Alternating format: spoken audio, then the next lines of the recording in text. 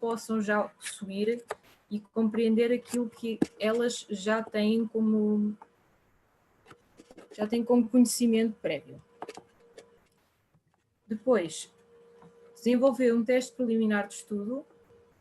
De acordo com as informações das entrevistas, escolhem-se os níveis, estilos, a história ou histórias que sejam necessárias e as mensagens que se querem transmitir com estes livros de teste. A implementação deste teste é suposto ser individual, ser uma criança de cada vez, com o apoio dos educadores de infância e a recolha dos resultados através de um questionário oral à criança. Isto é suposto ser num pequeno grupo, com talvez no máximo 6 crianças ao todo, fazer 6 testes, e é procurado os erros que são para corrigir num teste principal. Depois é para desenvolver os erros, correção dos erros encontrados e possíveis modificações de pontos mais fracos no desenvolvimento do teste principal. Depois é a implementação do teste principal, que será com um grupo de crianças um pouco maior e com o mesmo formato do teste preliminar. No fim, é a análise dos resultados obtidos do teste. Margarida, não queria estar a interromper, mas tem atenção ao tempo, está bem? Sim. Só acabar. Portanto, os resultados que eu espero desta investigação são a criação de livros ilustrados pop-up, infantis, efetuados com conteúdos pedagógicos para diferentes idades. Está feito.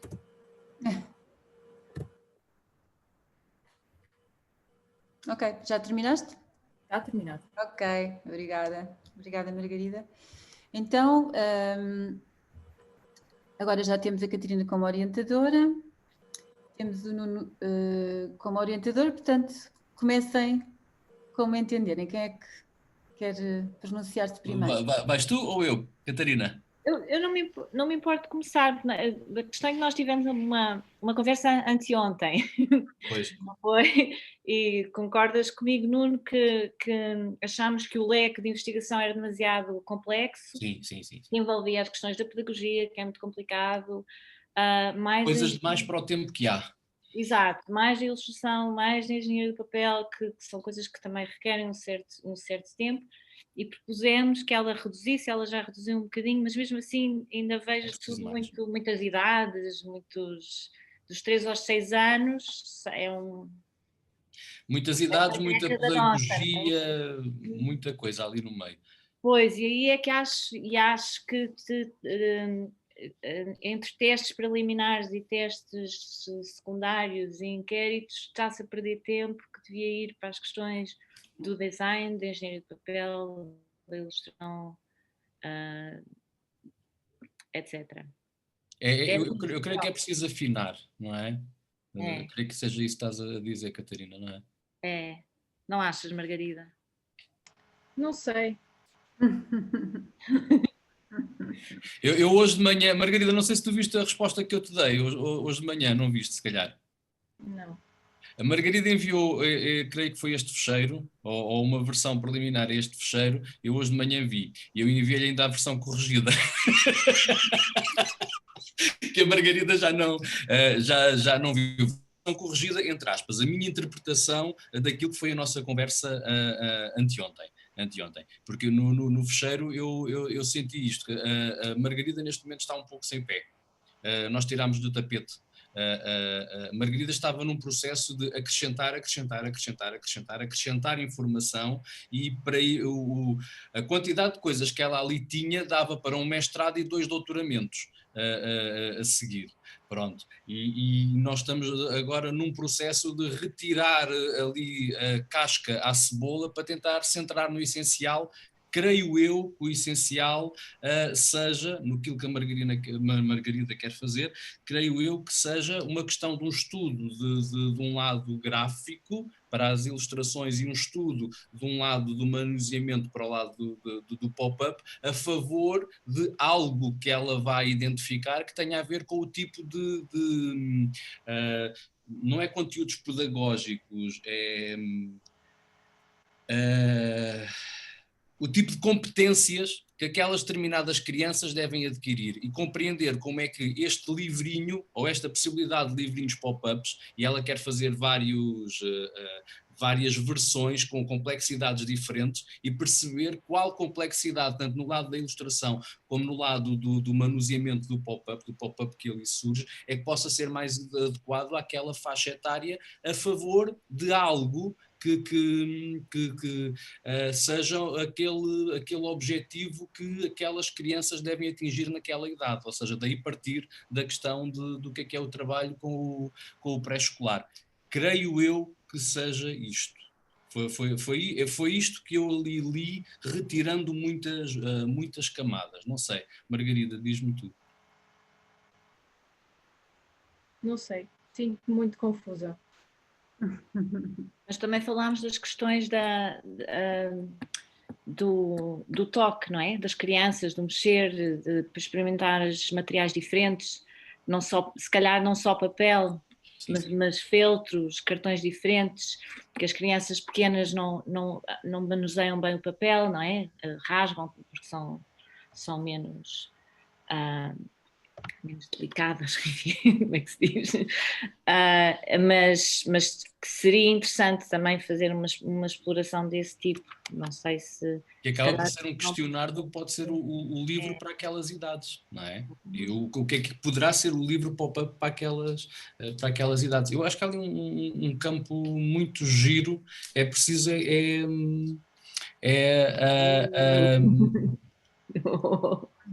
Live here. Eu acho que seja preciso a Margarida compreender qual a direção ao certo, não misturando tantas áreas, porque ao fim de contas nós temos alguns meses para trabalhar. Ou seja, o tempo não permite tanta coisa, tal como no meu ponto de vista o tempo não permite fazer-se testes, estar depois ainda a analisar resultados, voltar a fazer novamente o produto e voltar a fazer novo teste. Se calhar um bom teste com vários livrinhos pop-ups em vários níveis diferentes, 3 níveis, a Margarida tinha falado, por exemplo, em 3 níveis, com 3 níveis de complexidade, seja na ilustração, seja no pop-up, por exemplo, não é? E testar isso e depois então tirar as suas conclusões e dizer, numa segunda fase, havendo tempo, iria fazer isto, aquilo e aquilo outro, por causa destes resultados. Se calhar isso entra mais dentro do programa, que seja uma lógica do mestrado e do tempo que temos para executar, abrindo caminho para outro estudo que a Margarida possa fazer a seguir. E ela poder fazer as propostas todas ao mesmo tempo, vá lá, não é? Fazer as variantes, não é? E perceber as reações dos miúdos. Porquê? Porque também uma outra questão, que eu fiquei com a impressão que a Margarida não tinha dito. Pelo menos a ideia que eu fiquei da nossa conversa, das nossas conversas, não sei se também ficaste com essa ideia, Catarina, foi que a ideia é que não haja um mediador, portanto, ou seja, é uma descoberta autónoma por parte da criança. E entender qual será o livrinho que mais motiva a criança à exploração e depois perceber se esse motivar à exploração também ajuda a que a criança consiga atingir determinado objetivo, e aí é que entra o mediador, ou seja, o educador da infância. Pronto. Pelo menos eu estou a ver as coisas desta forma, foi aquilo que eu retirei dali. Pronto, mas eu não sei se a Margarida está a ver as coisas do mesmo ponto de vista. Mas ela se calhar ainda não teve tempo, não é? A conversa foi anteontem à tarde, se calhar ainda não... Coitada, também é muita pressão, não é? Sim, é verdade. Margarida, diz-nos coisas. Essas ideias já lá estavam no início. Foram retiradas pelos senhores há 2 dias e eu não me senti nada confortável com isso. Portanto, o que eu tenho a dizer é que eu vou dar um passo atrás e vou recomeçar alguma parte destas investigações. Sim, há coisas que eu tenho que retirar. Sim, há coisas que não fazem sentido. Mas eu sinto-me perdida e não me sinto confortável com o rumo que as minhas coisas estão a ter nesta investigação. Muito obrigado pela vossa ajuda. Espera, Espera, Margarida. Espera, então nós temos que... Olha, a Luísa quer falar. A Luísa quer falar, mas está sem som. Estás sem som, Luísa.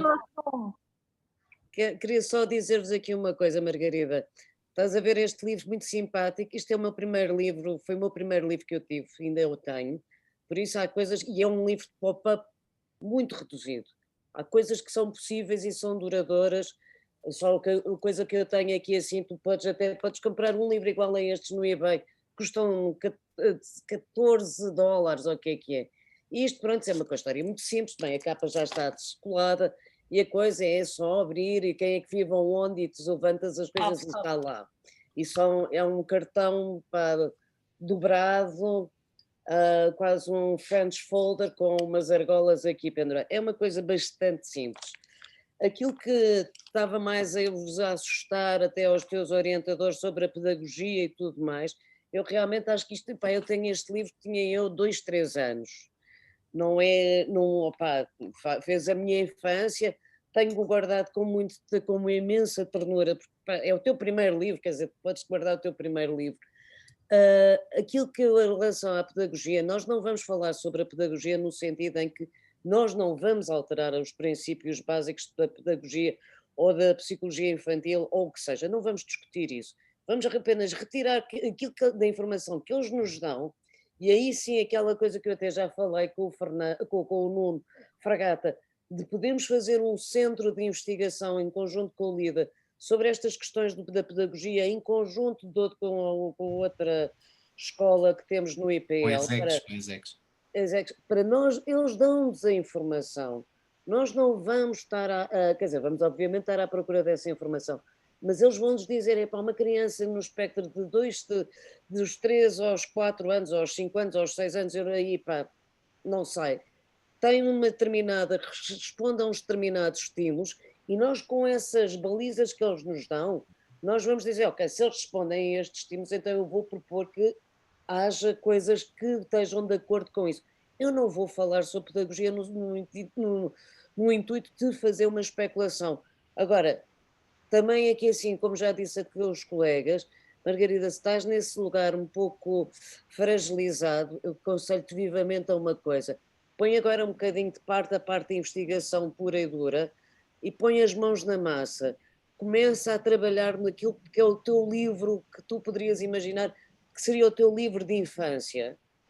Aquilo que tu gostarias como criança ter tido como objeto, aquilo que te realmente faz essa pesquisa interior de que é que tu, ou que é que num futuro próximo ou mais longínquo nos teus filhos gostarias que eles estivessem a ler, que eles estivessem a ver como ferramenta de aprendizagem, ou que não quero dizer que tenham que aprender a ler ou a escrever ou o que seja, de interação deles com o mundo, daquilo que são os valores ou daquilo que é o despertar. Isto é um livro de despertar de curiosidade pela natureza, basicamente, saber onde é que os animais vivem, coisas muito simples.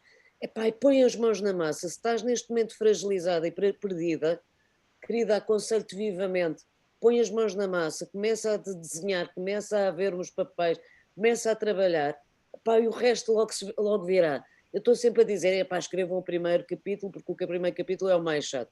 Às vezes estas coisas não são lineares e cada um tem o seu processo, querida. Por isso, eu não quero te ver nesse estado assim, mais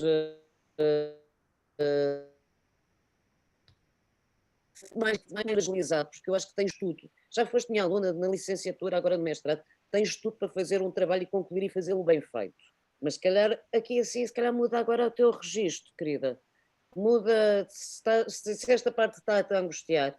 Então agora bora lá passar a mão na massa e bora lá desenhar, bora lá testar papéis. E esse é um lado que te faz muito feliz, que eu sei. Está bem? É só isso. Muito obrigada, professora. Nada, querida, nada. Mas da minha parte eu quero perceber o que é que estavas a dizer há bocadinho. Não agora, mas quero perceber. Porque ninguém te retirou as coisas, tentámos afunilá-las, que é uma coisa muito diferente. Ok? Portanto, devemos depois de voltar a falar, quando quiseres, quando estiveres preparada para isso. É o mesmo por aqui também, que eu também tentei, porque eu também acho que tens um potencial incrível e trabalhámos muito bem juntas o ano passado, como já te disse no outro dia, e pronto, o meu incentivo vai para fazeres esse trabalho prático que é necessário e também quero saber, pronto, se disse alguma coisa que tenha ficado menos clara ou que não te esteja a ajudar para ficarmos com isso mais... Toda a nossa conversa foi num sentido de tentar colocar ênfase no objeto gráfico e nas questões que tenham a ver mais, que sejam mais centradas no curso, porque achámos que estava a haver um desvio grande para outras áreas em que no fim poderia-se colocar a questão do tipo, então mas espera, que mestrado é que estiveste a fazer? Isto é uma dissertação para que mestrado? É um mestrado em educação? É um mestrado em quê? Pronto, e nós tentámos direcionar por outro lado. Agora, também compreendo e parece-me válido que no meio de tanta informação que ali estava e tanta possibilidade de caminho, um volume tão grande, te tenhas sentido assoberbada quando reunimos. Epá, sim, compreendo. Compreendo isso. Compreendo perfeitamente que se calhar para esta apresentação precisássemos ter reunido mais duas vezes ainda antes deste momento. Isso aí percebo perfeitamente. Agora, isso é uma questão de timing de cada um e acho também que deve gerir um bocadinho essa questão, porque esta frustração que estás a sentir neste momento é provável que te aconteça mais em 2 ou 3 momentos ao longo deste percurso, porque é uma coisa com a qual temos que lidar. Esta questão de repente do trabalho, nós estamos perdidos ali no meio, porque queremos tudo ao mesmo tempo, queremos ver já o resultado final, queremos ter as pesquisas, queremos ter os raciocínios todos e não sabemos por onde chegar ou como lá chegar. E há um trabalho interior neste percurso que tem a ver com algo que já é investigação, não é? Que tem a ver com trabalhar connosco mesmo e conseguir lidar com isso. Agora, pá, para tudo o que for preciso, nós também estamos cá para isso. Pronto, é o nosso papel para ajudar nesse processo e nos avanços e recuos. Mas, Margarida, o facto dos teus orientadores estarem a limpar pistas, para assumir isso como uma vantagem.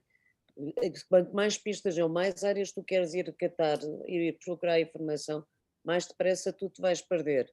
Por isso, quando afunilamos, e aquilo que eu estava a dizer há bocado, nós temos é que recorrer às outras áreas de conhecimento, como neste caso a pedagogia, para nos dar os dados. Nós não vamos trabalhar esses dados, apenas vamos assimilar esses dados para podermos nós desenvolver. É quase como fazer, se eu estiver a fazer um jornal, eu tenho que saber para quem é que eu estou a falar, não é? É a mesma coisa, se eu estou a falar com uma criança de entre os 3 aos 6 anos, eu tenho que conhecer essas crianças, o espectro geral dessas crianças. Vamos aproveitar isso, aproveita aquilo que os teus orientadores estão a fazer de limpar, é para tu não te desviares demais. Porque tu és uma miúda com imensas curiosidades, muito ativa e com vontade de saber, pá, que é maravilhoso, pá, que seja assim sempre, Margarida, mas neste caso agora aceita esta ajuda, pá, fundamental dos teus orientadores para que tu não te percas, porque aí mais difícil é concretizar isto em tempo útil. Está bem? Tá, então vá. Boa sorte, querida. Tudo vai correr bem. Margarida, eu gostei muito da tua apresentação. Margarida, quando quiseres, voltamos a reunir. Nós estamos Desculpa, com muita vontade de abraçar agora a Margarida. Assumo que vais fazer uma massa de pesto, mas não vais fazer a massa, compras a massa já feita e dedicas-te a fazer a parte do pesto e não precisas de fazer a farinha, de pôr os ovos, ou fazer a sopa sem ser preciso plantar as cenouras e as batatas. E eu acho que é um bocadinho, é perceber de facto aquilo que é fundamental e trabalhar isso, porque senão depois não há tempo útil, não é? Não há tempo útil para nos dedicarmos a essas coisas todas, mas é muito bonito ver essa imensa vontade que tu tens e até, de certa maneira, estou triste porque eu queria fazer isto tudo e agora estou-me a dizer para não fazer isto tudo. É muito bonito e é muito raro, portanto deves sentir que isto é um elogio de toda a gente. e, por favor, traz o sorriso de volta, está bem? Sim. Olha, obrigada, Margarida. Obrigada. Obrigada. Muito bem. Então, olá, João Maio Pinto, bem-vindo aqui à família. Eu vou aqui então apresentar só o menino que tu vens. Tem som? Estão-me a ouvir? Bernardo. Bernardo, já estás pronto? Sim. Sim, olá. Então deixa-me lá aqui vir ao meu documentozinho. Então, o Bernardo, portanto, nós acabámos de ver o grupo de ilustração. O Bernardo agora vai estrear o grupo da cultura e tem as intenções de dissertação dele têm como título Identidade Visual no Rock Alternativo Português, padrões emergentes no design das capas do rock alternativo português contemporâneo do século XXI. O Bernardo é orientado pelo professor João Maio Pinto e tens a palavra para começar. Pronto, obrigado. Boa tarde a todos. Como já foi dito, agora neste slide introdutório apresento-vos o meu título e subtítulo que proponho para a minha dissertação, que é, mais uma vez, Identidade Visual no Rock Alternativo Português e os padrões emergentes no design das capas de rock alternativo português contemporâneo do século XXI. Portanto, no âmbito do design gráfico, esta dissertação relaciona-se com a música através de capas de álbum, sendo este o tema de pesquisa. Esta temática esteve presente em toda a minha vida, influenciando bastante a minha cultura visual, introduzindo-me a questões como narrativa, composição, tipografia, fotografia e manipulação digital. No fundo, a junção destas resulta num artefacto visual, com valores culturais, estéticos e emocionais que jogam com a consciência humana através de uma alegoria que representa toda a ideologia e género musical do grupo ou artista em questão. Dado que a música desempenha um papel importante no lazer essencial ao bem-estar da sociedade, as capas de álbum tornam-se, por consequência, parte do ruído visual na vida cotidiana. E aqui na esquerda temos uma aplicação que é um serviço de streaming de música, que é a mais utilizada do mundo, que é o Spotify, e na direita é uma campanha do Spotify na estação de metro de Liverpool. Pois, com a crescente produção anual de álbuns, estagna-se a relação entre o designer e músico, pela facilidade que é atualmente produzir um álbum. E tendo em conta o problema referido, é o meu objetivo estudar e definir o que representa visualmente um género musical. Na esquerda tenho uma publicação que é The Evolution and the Equilibrium of Copyright in the Digital Age, que demonstra um gráfico com os álbuns lançados nos Estados Unidos entre 1996 e 2011.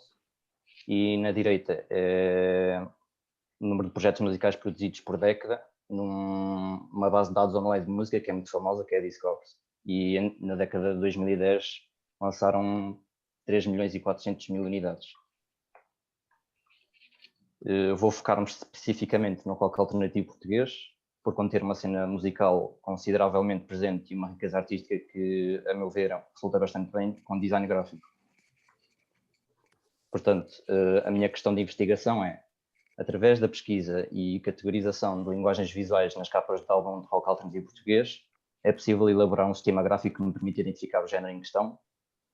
E as palavras-chave que eu defini foram a cultura, música, rock alternativo, capas de álbum e design gráfico.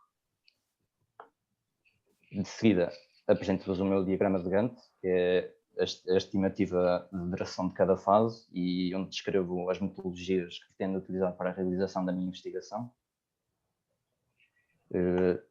O estudo do estado da arte, que é a pesquisa histórico-cultural sobre o fenómeno do capismo musical, e é nesta etapa que estudo os casos que mais tarde me irão auxiliar na construção do arquétipo. A recolha de artefactos, que é o levantamento visual de artefactos portugueses que digam respeito à minha pesquisa, e pretendo utilizar websites e revistas especializados em música e cultura popular, como também bibliotecas e fonotecas. Depois, pesquisa de campo, entrevistas a designers e responsáveis por espaços culturais, de forma a recolher informação de pessoas entendidas na matéria em questão. E, finalmente, o trabalho prático. Para a elaboração do projeto prático, será necessário utilizar todo o material estudado durante estas 3 fases. O estudo de estado da arte, onde a partir dos casos recolhidos consigo esquematizar tópicos e conceitos que influenciam a identidade visual das capas de álbum.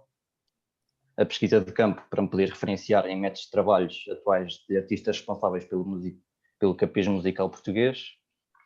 E a recolha de artefactos que servirão como base para se poder aplicar as conclusões provenientes do estudo de estado da arte e da pesquisa de campo. Portanto, concluídas estas 3 fases, estarei apto para poder assinalar e esquematizar os padrões emergentes das capas de álbum que selecionei na recolha de artefactos e, finalmente, utilizo toda a minha capacidade enquanto designer gráfico para criar o meu projeto final.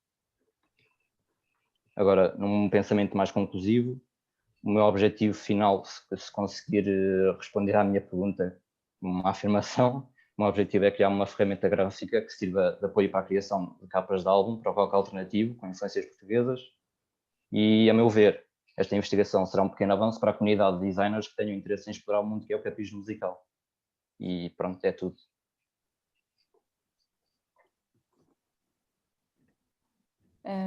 Muito bem, Bernardo, obrigada pela tua apresentação.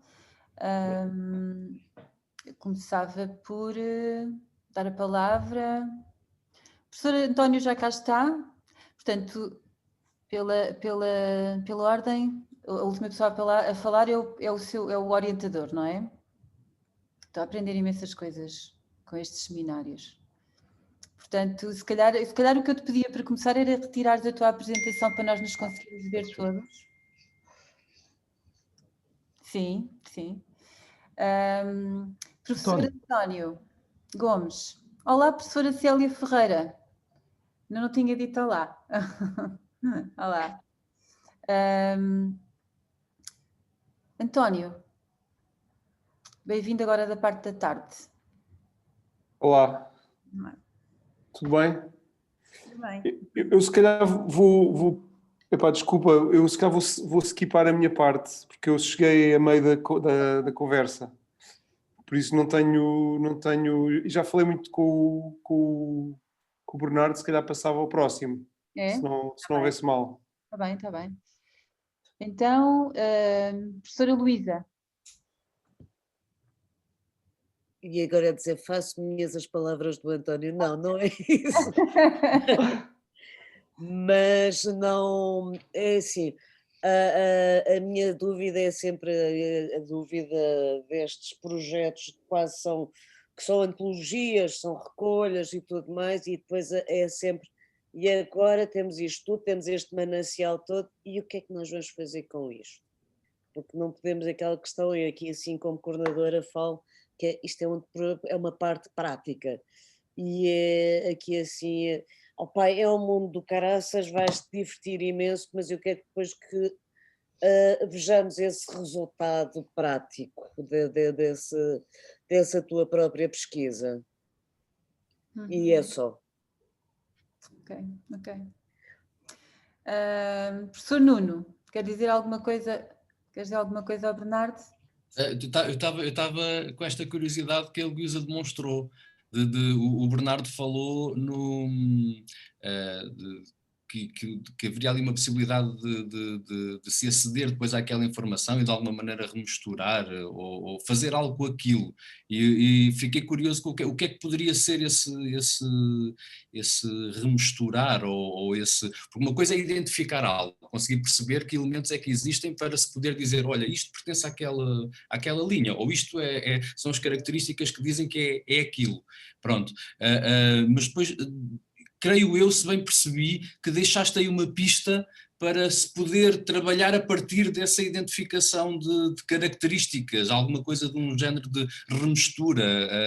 Estás a ver algum caminho para isso? Será, sei lá, um site em que se pode pegar em determinado tipo de características e remisturá-las e recriar uma possibilidade de fazer um remix. De uma capa, algo do género? Será por aí? Não. Samples remix.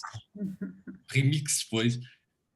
Não sei, fiquei com esta curiosidade que se associa àquilo que a Luísa estava a dizer, a questão de isto vai resultar no quê? Mas porque estava a haver aqui, se calhar, caminhos. Por acaso não estava a ir para a lógica da antologia, por exemplo, estava a pensar em misturas. Pronto, estava nesses remixes, nessas possibilidades. pronto, o meu principal objetivo é saber se é possível criar este sistema gráfico para poder definir o tal género musical. Mas, pronto, como eu falei no final desta apresentação, também gostava que este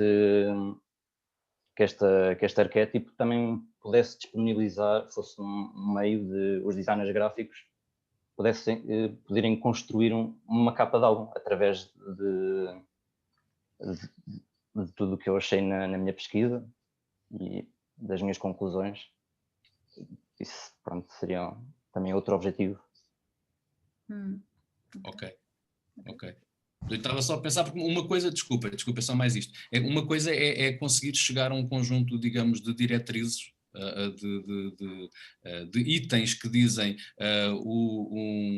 uma capa de álbum para este género musical tem este tipo de características, identificou-se isto, tal, e se calhar, vou inventar, se calhar nos anos 80 tinha este tipo de características, nos anos 90 tem estes, 2000 a 2010 tem aqueles, o que seja, pronto. E conseguir-se perceber depois o que é comum e o que vai variando, por exemplo, e isso ser uma espécie de um guia para alguém poder chegar e dizer, então eu vou fazer uma capa para aquele género musical, juntando este elemento, aquele. E depois perceber se realmente isso era uma coisa válida ou não, pronto, mas isso enquanto lado escrito, digamos assim. Outra coisa é depois poderes passar isso para um objeto gráfico, ou o que quer que seja esse tal depois objeto gráfico. Era nessa questão que eu estava aqui a navegar um pouco. Desculpa, Bernardo, mas eu não sei se tu estavas aí por este caminho. Já estou aqui É a divagar. isso. É exatamente isso, sim. E não parece assim uma coisa muito bem ainda definida e aprofundada, mas é sim, basicamente o que disse é o que eu pretendo fazer.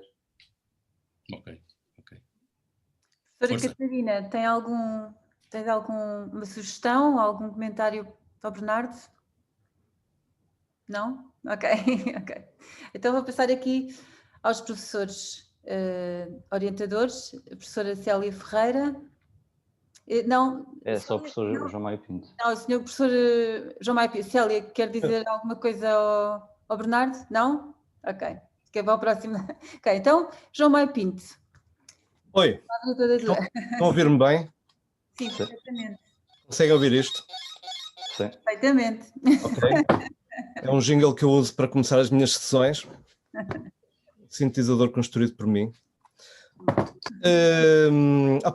Eu praticamente ainda não falei com o Bernardo acerca disto e tenho medo de o fazer, porque um tema destes para mim é como quem vai à feira popular a pensar comer um caldo verde e passa a noite inteira nos carros de choque e esquece-se de jantar. Isto é daqueles temas que é entrar nele e rodopiar absolutamente em declive, porque há tanto para trabalhar a partir daqui. E acho engraçado que o Bernardo está a tentar já estabelecer algumas balizas. Eu, curiosamente, em relação ao tema dele, eu assim que leio o tema, comecei logo a processar acerca daquilo.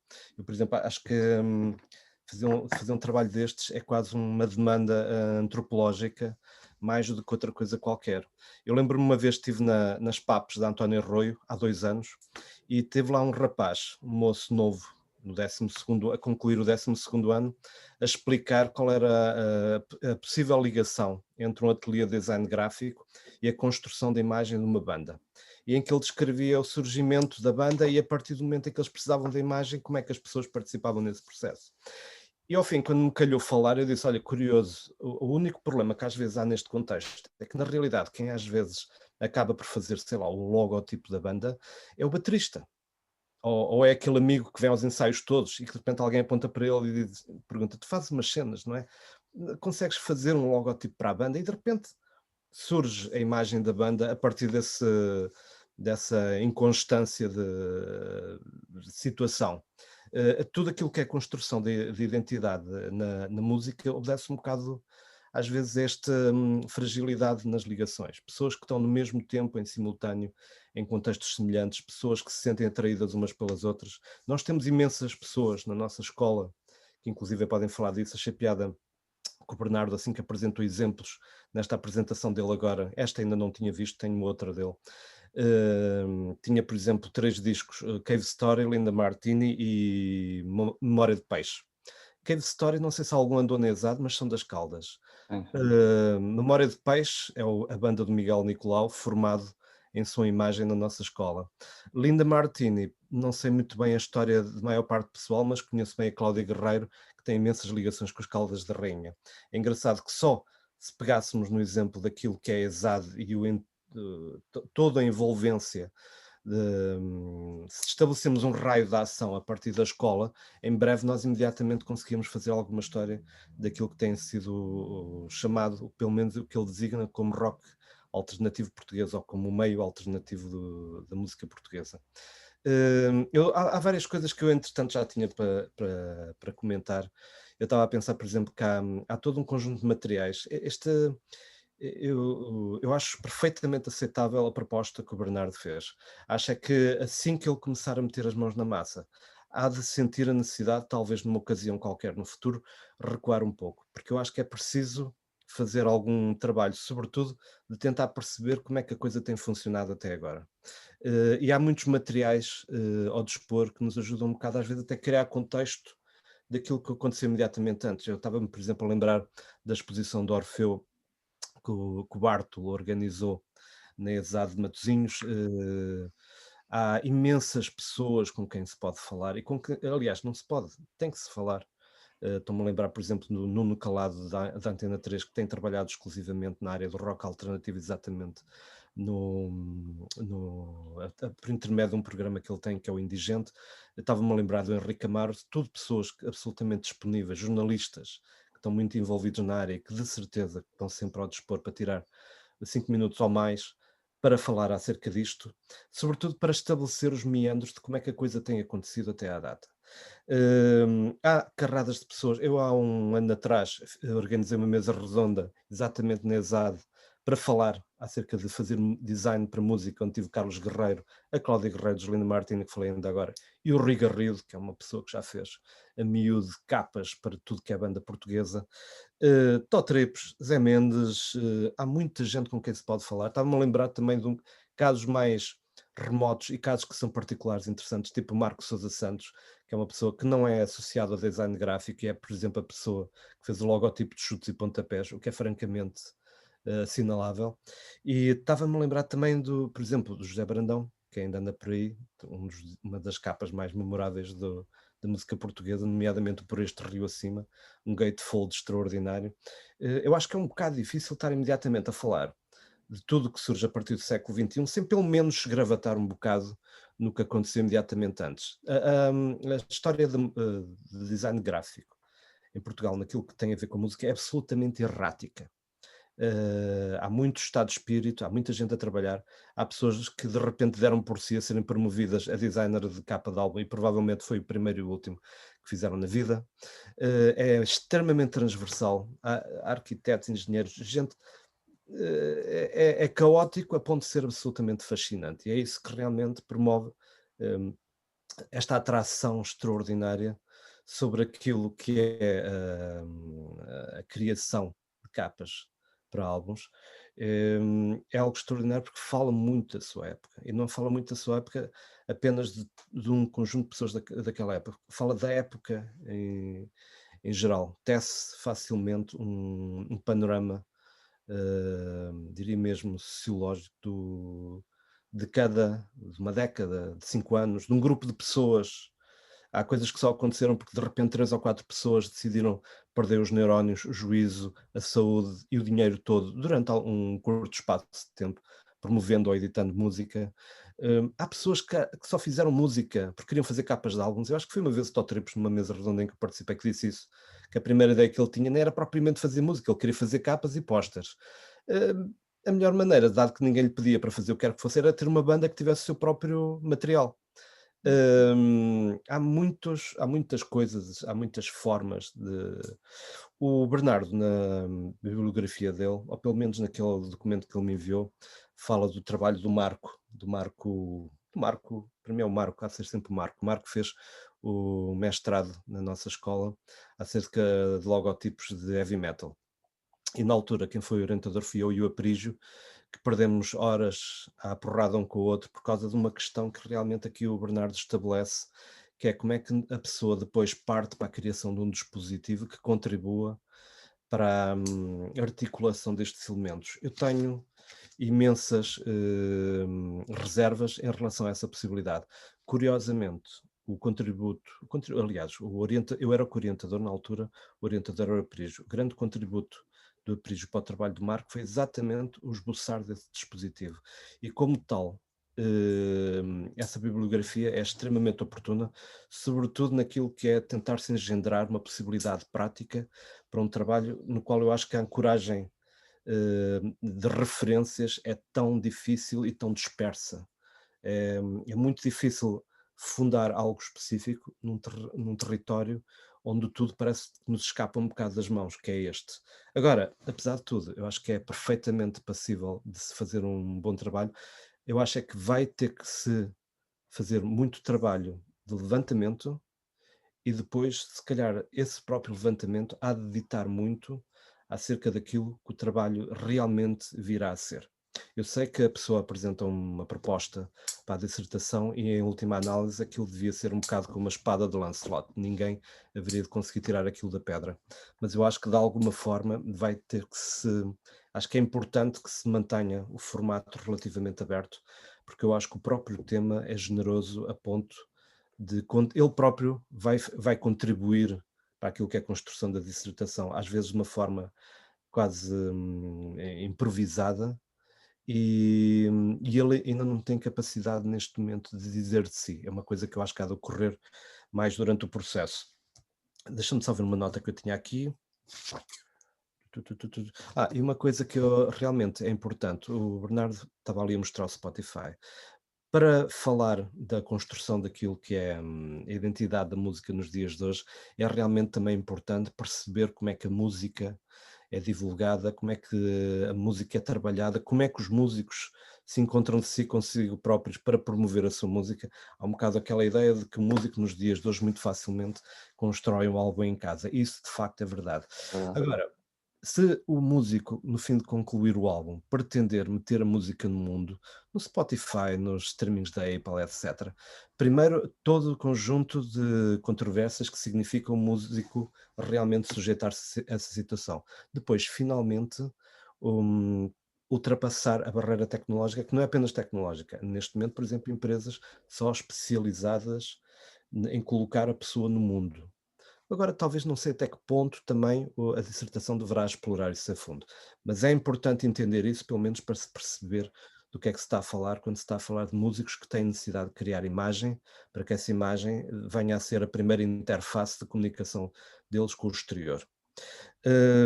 Só mais uma coisa que é importantíssima nisto e que eu acho absolutamente essencial. Uma pessoa que tem feito um mapeamento extraordinário de processos e de como é que se trabalha na criação de imagem para música, e isto é incrível porque é uma página de Facebook, uma página de uma pessoa de Facebook aceita toda a amizade e mais alguma de qualquer pessoa que venha, que é o Art Chantry. O Art Chantry, que foi sobretudo um grande designer, um precursor do movimento de Seattle, sendo que ele não se identifica propriamente com grandes, mas é muito admirador de muitas bandas da época, mas é sobretudo uma pessoa oriunda do punk. O Art Chantry tem feito um trabalho extraordinário na página dele de Facebook, de mapeamento de criadores, de processos, ressuscita capas e fala de como é que a coisa foi resolvida. Estamos a falar mesmo pormenores extraordinários no âmbito da tecnologia, de contributos, como é que se lidou a nível de direção de arte por aí fora. Eu sei que é um contexto muito afastado nosso, mas é engraçado como ao mesmo tempo também é bastante próximo, porque é a demonstração cabal de até que ponto é rudimentar a forma como nos relacionamos com a produção de imagem para música. Tem muito a ver com dinâmicas de proximidade. Tinha aqui só mais 2 ou 3 notas, que era precisar de entender dinâmicas de crescimento editorial e como é que isso afeta a relação com o design. E, sobretudo, temos algum cuidado com as categorias. Estas coisas tipo rock alternativo, mas o que é que vai caber no rock alternativo? Há coisas extraordinárias que se calhar imediatamente podem ser excluídas. Se calhar é preciso meditar um bocado acerca da elaboração deste tipo de categorias, mas fora isso não me parece que isso seja um problema demais. Eu só queria adicionar aqui uma coisa que é... António, estás aí? António Gomes. Bem, se o António... Sim, António, estás aí? sim. Andamos há 3 dias a tentar telefonar um ao outro. Eu hoje, ao fim da tarde, vou tentar dizer alguma coisa uma vez mais. Estás a ouvir? Estou. Ok. Promessas. Lá. Nós os dois andamos a telefonar-nos intercaladamente, nem ele pode, nem eu posso, e agora tinha que aproveitar esta oportunidade para lhe mandar o meu afecto. Pronto, eu não sei, eu utilizei muito tempo, eu devia falar mais tempo, como é que é? Paula, não tens som? Não, estava a dizer que está perfeito o timing. Eu acho que para esta primeira apresentação da parte do Bernardo, acho que ele teve um feedback excelente, e agora é uma questão de vocês combinarem agora falar. Já agora, devo dizer que a pessoa com o background mais rock deste grupo todo é a Célia. Ok. Gostei muito do background da Célia. Exato, fantástico, Célia. Tenho que fazer a mesma coisa, a sério. É verdade. Não sei se agora cabe a Bernardo dizer alguma coisa, senão falo com ele em breve. Até porque agora estou finalmente mais desafogado. Okay. Sim, Bernardo, queres dizer alguma coisa, entretanto? Só mesmo agradecer a todos pelas sugestões e pelos comentários. É só. Ok. Eu acho que vem a caminho aqui um excelente trabalho. Tem que se afunilar um bocadinho isto, é como tudo nos mestrados. Sim, exato. Yeah. Nós entramos em contacto. Ok. Olhem, eu tenho que ir fazer uma ecografia, vou ter que me ir embora. Vocês não precisavam de saber isso. Eu não precisava dizer isto neste contexto, mas está marcada e eu estou à minha espera. Menina. Diz? Menino ou menina? Ok. Boa, muito bem. Então vá, obrigada, João. Eu ainda vou ficar aqui um bocadinho a assistir, porque ainda tenho um bocadinho de tempo, ok? Por acaso aqui só um instantinho, peço desculpa estar a interromper. Já agora, boa tarde a todos. Hoje ainda não tinha ligado a câmara sequer. Olá, professor. Tudo bem consigo? Professora Luísa, professora Catarina, Paula, Dona, professor António, professora Célia e a toda a gente. Professor, eu por acaso queria lhe perguntar se não podia falar consigo 2 minutos rapidamente, assim numa sala à parte, ou se é demasiada pressão agora também nesta altura. Só uma Mandei coisa. também um e-mail, não sei se é... Mandei 2 e-mails neste caso. Como é que faz esta coisa da sala à parte? Tu sabes fazer? Acho que tem que ser eu a fazer. Espera. Eu, apesar de estar há não sei quantos meses em Zoom, há certas coisas em relação às quais eu nunca... Normalmente estou extremamente público naquilo que é o meu contacto com toda a gente, ou então mando as pessoas para a sala de espera. Lamento também estar aqui na escuridão, isto parece que aqui já é de noite, mas não, é as nuvens. Mas fica muito completamente tapado. Antero, está super cinematográfico. Mas está, havia um técnico de luzes, faz desenho de luz. Espera aí, eu sei... Desculpa, isso na realidade foi planeado ao pormenor, eu sei que foi. Com certeza, é o despenteado... Então, espera lá. Eu fiz isso na aula passada e agora não estou a ver onde é que se carrega no botão. Então, olha, eu posso fazer o seguinte, eu saio desta sessão, mando um link ao Antero e ele fala comigo através desse link. Pode ser, Antero? Pode ser. Ok, então olha, até já. Mas como é que tu lhe mandas um link ao Antero? Por Facebook? Por mail? Não. Por mail? Ok. Por mail. Por mail? Yeah. Então vá. Então vá, até já. Até já. Obrigada, João. Obrigado eu. Então passamos agora à próxima apresentação, que é da aluna Maria Clara Baldoni. Já estás pronta? Olá. Oi, professora. Tudo bem? Tudo bem. Então a Maria Clara vai fazer um estágio na editora Ponto de Fuga e o título da apresentação que ela chama-se A Reedição de um Clássico Infanto-Juvenil.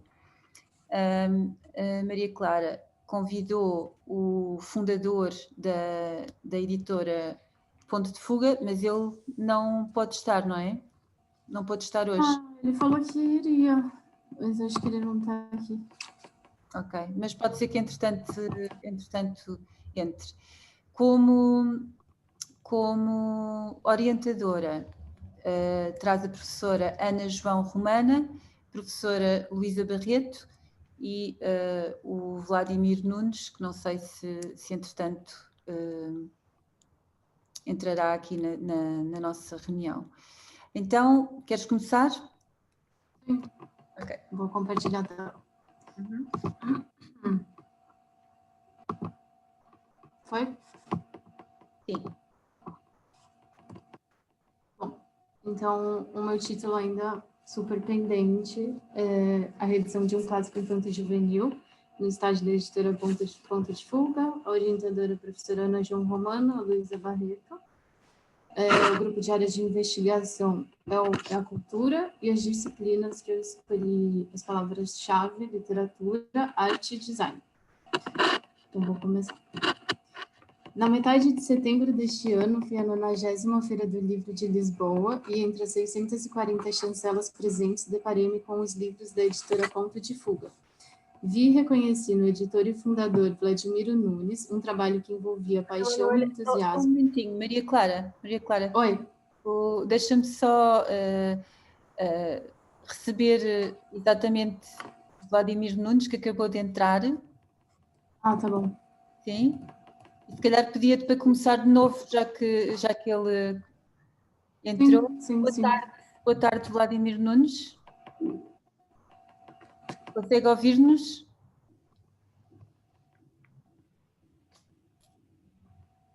Não sei se... Podes só retirar a tua apresentação um bocadinho, só para ver posso. entrar em contato. Assim, olá. Peço desculpa pelo atraso, só consegui entrar agora. Muito bem-vindo. Queria só agradecer a sua presença. A Maria Clara já ia lançada a fazer a apresentação, mas estava exatamente a dizer o seu nome e eu pedi-lhe para ela parar para o recebermos e ela vai começar. Está bem? Desculpem, obrigado. Obrigada. Imagina. Então, eu vou compartilhar a tela da minha apresentação. Então, vamos lá. O título, ainda a ver, né? Super. A reedição de um clássico infanto-juvenil, estágio na editora Ponto de Fuga. Os meus orientadores são a professora Ana João Romano e a Luísa Barreto. E o grupo de área de investigação é a cultura e as disciplinas que eu escolhi, as palavras-chave, a literatura, arte e design. Bom, na metade de setembro deste ano, fui a 90ª Feira do Livro de Lisboa e entre as 640 chancelas presentes, deparei-me com os livros da editora Ponto de Fuga. Vi e reconheci no editor e fundador Vladimiro Nunes um trabalho que envolvia paixão e entusiasmo nas edições que ali ele me mostrava em cada detalhe. O que realmente me encantou foi o fato perceptível de que um dos objetivos principais da editora era o desejo de produzir livros com primor e refinamento, numa estrutura editorial que representasse o que acreditavam estar em falta no mercado. Percebeu-se que a escolha das obras a editar tiveram sempre em vista a qualidade mais do que o potencial de vendas. Em meio ao nosso diálogo, questionei se havia possibilidade de estágio curricular na empresa e, após trocas de e-mails, ele confirmou o interesse mútuo em trabalharmos juntos neste período. Fundada em 2014, o Ponto de Fuga é uma editora independente, situada na fábrica Braço de Prata, em Lisboa. Tem por objetivo publicar obras e autores de qualidade nos diferentes gêneros, ficção, não-ficção, poesia, romance e a literatura infanto-juvenil, assumindo também a missão de reeditar títulos que, tendo desaparecido das livrarias, mereçam regressar ao convívio com os leitores. Então, o projeto prático programado para a realização durante o processo de estágio curricular na empresa será a composição gráfica, concepção de capa e soluções de ilustrações para a reedição do primeiro exemplar da coleção do Sítio do Capão Amarelo, Reinações de Narizinho, escrita pelo autor brasileiro Monteiro Lobato.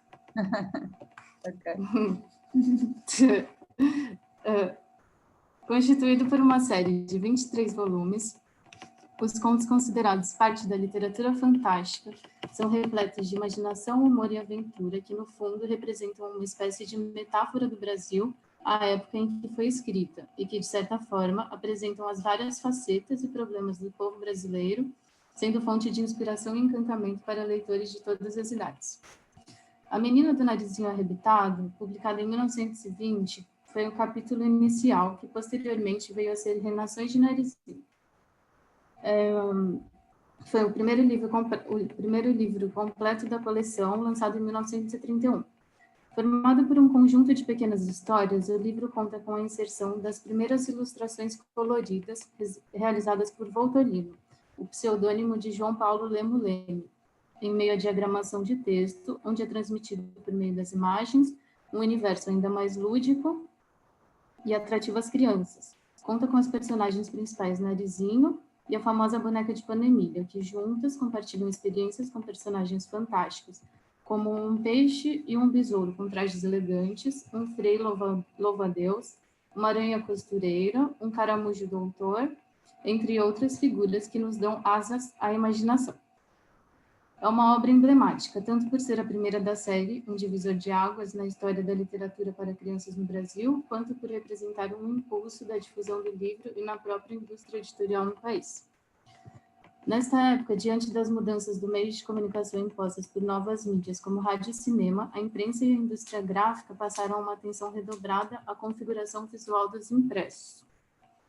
O designer Rafael Cardoso, em seu livro Uma Introdução à História do Design, afirma que, no Brasil, como em todo o mundo, o período entre as décadas de 20 e 40 testemunhou uma enorme multiplicação da inter-relação de texto e imagem de jornais, revistas, livros e cartazes. Seguindo-se a expansão da oferta de revistas ilustradas, a década de 30 marca um momento de reformulação do mercado editorial brasileiro, protagonizado pela ascensão de importantes empresas, sendo uma delas a companhia editorial, a Editora Nacional de Monteiro Lobato. Dentre as centenas de preciosidades literárias encontradas, tem 9 publicações em diferentes idiomas do Renações de Narizinho, em que me perdi. Os livros de Monteiro Lobato, O Mundo Fantástico, são estudados até hoje, e como metáfora da capacidade imaginativa da criança. E em 2018 ocorreu na Biblioteca José Mindlin, na Universidade de São Paulo, a exposição Monteiro Lobato Sem Fronteiras, onde ele foi que celebra o autor a partir de sua faceta de escritor universal, sendo seus livros publicados e traduzidos em diversos países.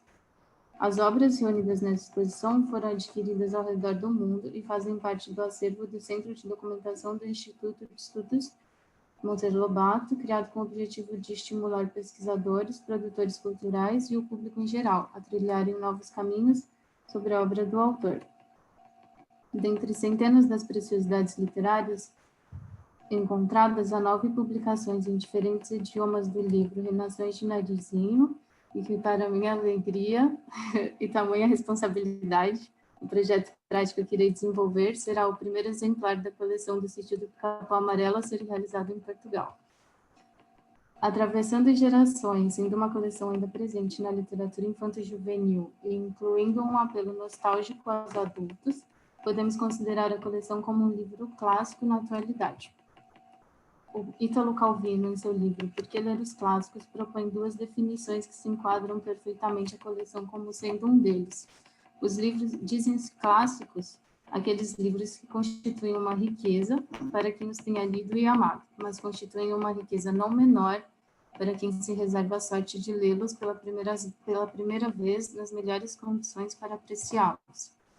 2. Os livros clássicos são livros que exercem uma influência particular quando se impõem como inesquecíveis e também quando se ocultam nas dobras da memória, mimetizando-se como inconsciente coletivo ou individual.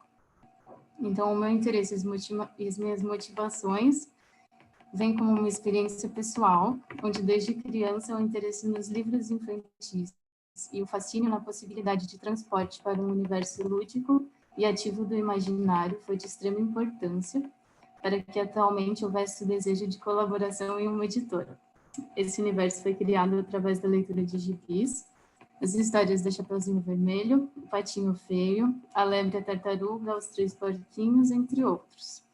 O interesse se deve muito ao fato da influência familiar e à responsabilidade que tinham frente à valorização da leitura, acrescentando o privilégio de ter uma mãe ilustradora e contadora de histórias. Bom, então uma das metodologias que eu estou pensando em usar como proposta serão os estudos de caso, onde aqui eu escolhi 3 propostas, então tem uma editora, uma coleção e um designer brasileiro. Então a Lote 42 é uma editora que foi criada em São Paulo em 2012, que publica autores que exploram a possibilidade de linguagem, questionam o status quo e tem uma abordagem criativa frente à vida contemporânea. O catálogo transita por vários gêneros, como ficção, não ficção, quadrinhos e poesia. E o ritmo mais parcimonioso de lançamentos permite que a editora desenvolva com cuidado diversos aspectos do livro, do conteúdo ao projeto gráfico. E em cada título, o design gráfico tem um papel fundamental como elemento narrativo. Todos acrescentam novas camadas, de interpretações à obra. A segunda referência que eu estou usando é a coleção de zines, lançada uma vez por trimestre pela mesma editora, por essa editora Lote 42, com a proposta de publicação de uma seleção de registros realizados por notáveis escritores que deixaram suas histórias dos mais diversos gêneros. Cada uma das 16 páginas da publicação no tamanho A3 trazem 4 textos que podem ser destacados graças a uma microserrilha. Uma luva envolve as folhas e serve de capa, impressas em serigrafia. Mó Ódio é o número de estreia, lançado na FLIP, na Festa Literária Internacional de Paraty, em 2015. Conta a participação de autores como Monteiro Lobato, Platão, Spinoza, Freud, Kafka, Machado de Assis, entre outros. Tenho que interromper só para dizer para teres cuidado com o tempo, está bem, querida? Quanto está de tempo? Já passaste do tempo, está bem? Tá bom. Bom, então essa seria a minha terceira referência, que é o Gustavo Piqueira, um designer que tem uma agência de design gráfico em São Paulo, que é a Casa Rex, e já recebeu diversos prêmios. E nessa prática eu enxergo o design como um diálogo. Nas palavras dele, quanto mais se dialoga, mais rica torna-se a experiência profissional. Então, os projetos dele estão muito marcados pela mistura do design, história, arte e literatura, criando novas narrativas visuais contemporâneas e valorizando a disciplinaridade. Bom, então agora, para encerrar, a pesquisa que eu irei propor entenderá o significado de contemporâneo, atrelado não apenas ao recorte temporal, mas sim abordará as características expressivas próprias que refletem ou apontam em direção às reflexões pertinentes à contemporaneidade. Ou seja, a experimentação, a relação artesanal e industrial, a composição de materiais, as narrativas textuais, a valorização da estética, os aspectos da autoria, a memória e a relação para com o leitor. Essa visualidade contemporânea tem como característica primordial a fusão de elementos e linguagens, podendo conter múltiplos discursos e poéticas. E os fundamentos, a bibliografia que eu irei usar tem, por parte da professora Luísa, os fundamentos do design gráfico, para eu conseguir chegar até a contemporaneidade, então, as experimentações. E, em outro lado, tem a outra professora, que é a Ana João Romano, que aborda uma parte mais artística. Então, eu vou tentar misturar esses dois fundamentos. Isso. Eu ainda tinha umas questões, assim, mas acho que também.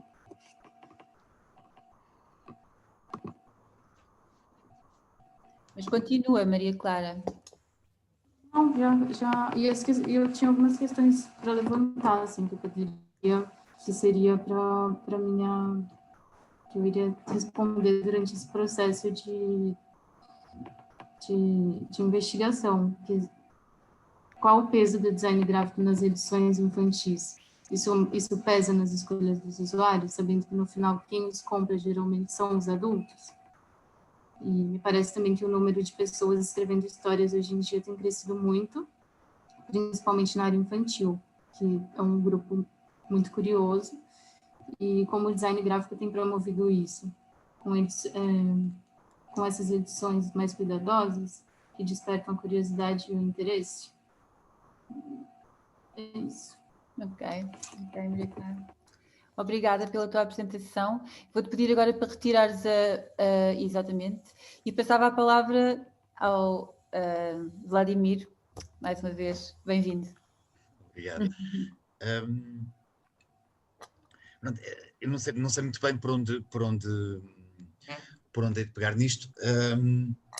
Eu acho que a verdade é que essa questão que se levanta da importância do design é uma questão-chave no setor hoje em dia.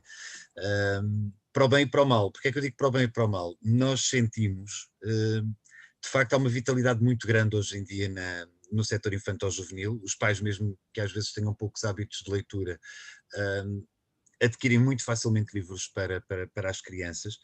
As propostas hoje em dia são muito boas, mesmo em Portugal, que é um mercado, como se sabe, pequeno. Perdão, há editoras a fazerem um excelente trabalho. Temos a Planeta Tangerina, que trabalha exclusivamente com criadores portugueses, que inclusivamente, isto pouca gente sabe, mas eles têm o cuidado, praticamente para cada livro, terem no site um conjunto de propostas para pais e educadores que se podem imprimir e fazer em casa, portanto há toda uma envolvente. São já uma empresa exportadora, têm vendido muitos dos direitos dos livros para a Enchanted Love, de referência no setor nos Estados Unidos. Temos também a Orfeu Mini, que é a coleção da Antígona, do Orfeu Negro. Começou como uma coleção e tem-se consolidado com um catálogo absolutamente extraordinário nessa área, aquela Andraca. Portanto, haverá muitos outros exemplos. Das razões pelas quais a Ponte de Fuga quis entrar neste campeonato tão disputado, chamemos-lhe assim. Nós somos uma editora literária, e puramente literária, independentemente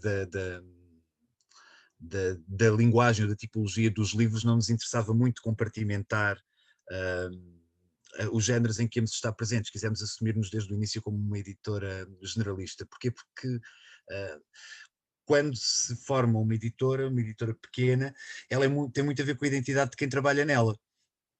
E portanto, nós aqui em casa, a editora, somos basicamente eu e a Fátima, a minha mulher, gostamos de tudo.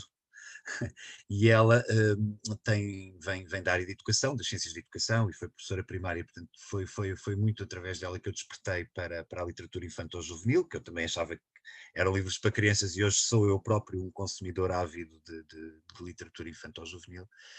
E há de facto muito essa relação. O design operou maravilhas, se calhar também a questão da educação, e de hoje em dia temos uma geração mais educada do que nunca a criar filhos e a ter esse tipo de preocupações, mas o design teve muito que ver com isso. As propostas são hoje em dia de facto muito apelativas, do ponto de vista da ilustração e do design, os livros estão muito bem trabalhados. Aquilo que nós sentimos, que é a contrapartida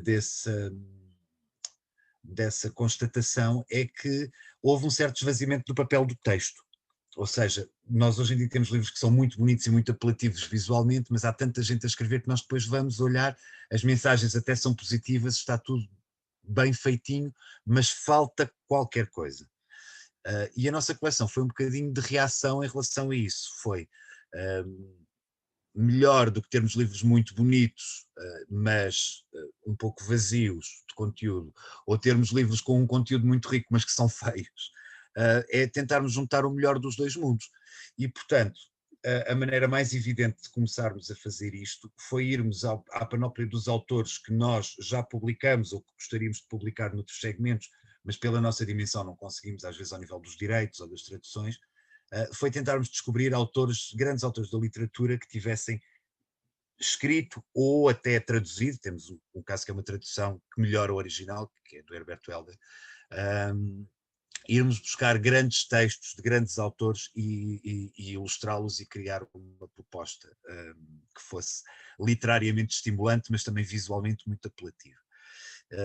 A coleção vai com 6 ou 7 títulos. O último, se eu conseguisse aqui chegar, é uma história infantil-juvenil, neste caso mais infantil, da Margaret Atwood, de quem vamos publicar também um segundo título no mesmo segmento. E quando a Maria Clara veio ter connosco, houve um pouco essa...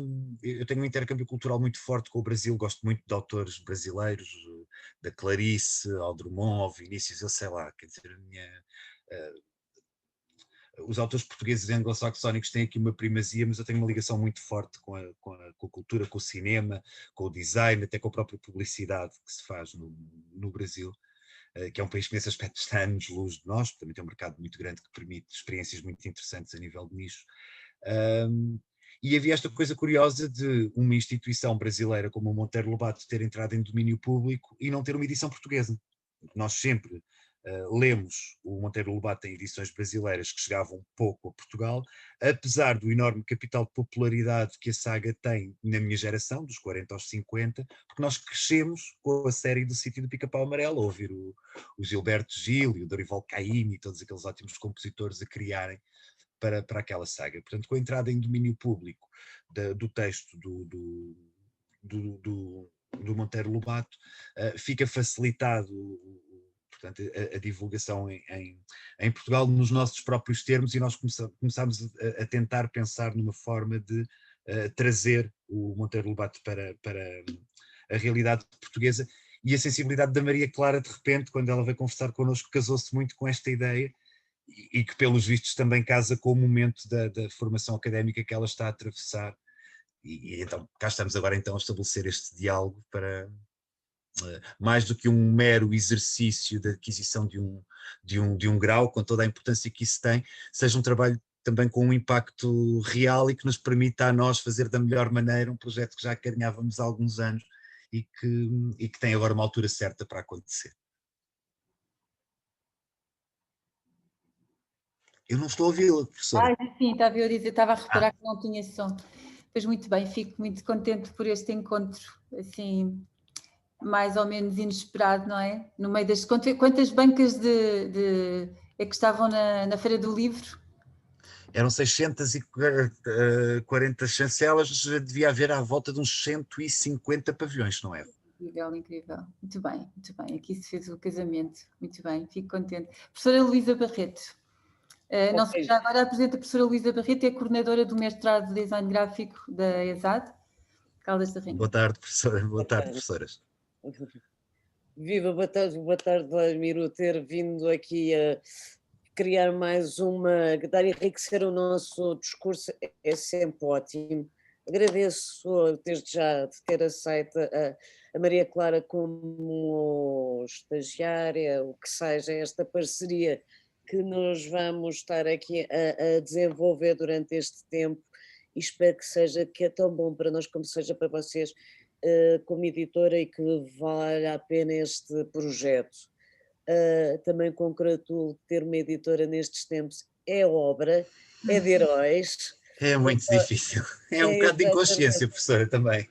Exato, Luísa, é um ato heroico. Em relação ao projeto da Maria Clara e a questão que ela levanta do design, design é comunicação em todas as suas formas. Nós podemos estar aqui, aqueles livros que eu te passei, da gralha, disto e daquilo, é para tu entenderes, mas depois no final já sabes que te vais dar cabo de tudo aquilo. É um infanto-juvenil, é um trabalho que vai ter que ser muito mais exploratório do que baseado em esquemas ou estratagemas. Agora eu também tenho aqui uma curiosidade, o texto vai ser em português de Portugal, ou o texto ou há tradução, ou é mantido o seu original? É uma boa pergunta e é uma dificuldade, esse foi o ponto de partida. Nós temos a questão do acordo, que veio uniformizar algumas coisas, mas obviamente que não uniformiza tudo, não é? Há termos que não nem são pouco os mesmos. Pois. E aí, quer dizer, a riqueza... Não, a questão, sim, a questão vocabular é óbvio, não é? No Brasil dizem açougue, nós dizemos talho, o pequeno almoço, o café da manhã, enfim, a preponderância do gerúndio no português do Brasil. Nós pensamos nisso, sobretudo porque há muito, eu tenho de dizer isto, a intelectualidade portuguesa é muito preconceituosa em relação ao Brasil. Infelizmente.